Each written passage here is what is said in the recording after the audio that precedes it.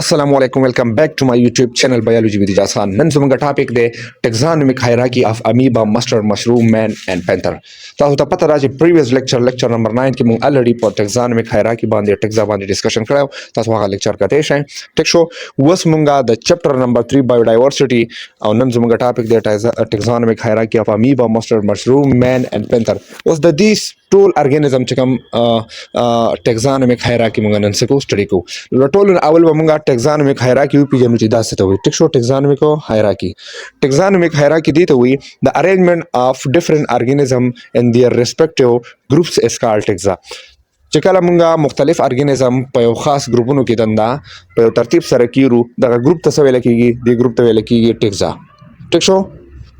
ها the taxa form a ladder is called taxonomic hierarchy. او دا taxa چې دا به څه جوړ کی دا یو لیډر جوړ کی او دا ته څه ویل کیږي؟ taxonomic hierarchy ویل کیږي. یعنی کله موږ ارګانیزم په خپل مناسب ګروپونو کې کیرو یعنی هغه ارګانیزم چې هغه کوم ګروپ سره تعلق ساتي پاګه کې مونږ کیرو. ټیک شو.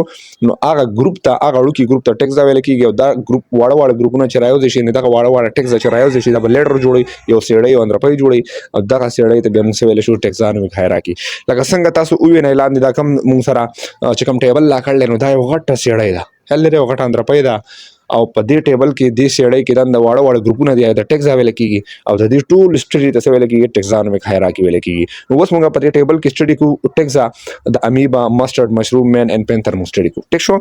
خلاټولونه اول موږ د amoeba چې کوم taxonomic hierarchy سټډي کو نو amoeba موږ سره kingdom protista سره تعلق ساتي. amoeba kingdom protista سره تعلق ساتي. پایلم چې دا پروټوزوا سره تعلق ساتي. کلاس سارکوډینا سره تعلق ساتي. اډر چې امیبیډی سره تعلق ساتي. فیملی امیبایډی سره تعلق ساتي. جنس amoeba سره تعلق ساتي او سپیشیز amoeba پروټی سره تعلق ساتي. ټیک شو.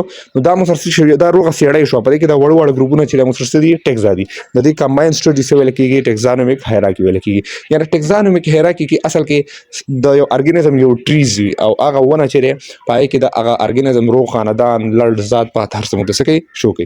ها سیکنډ اوس اشاره موږ سره سیکنډ چې کوم ارګانیزم د ماستر شړشم بوټی لري. شړشم بوټي taxonomic hierarchy سره دا kingdom plant سره تعلق ساتي. پایلم ټرکوپایټا سره تعلق ساتي او کلاس انجسپرما سره تعلق ساتي. اډر بروسیکل سره تعلق ساتي. فیملی برسیسی سره تعلق ساتي.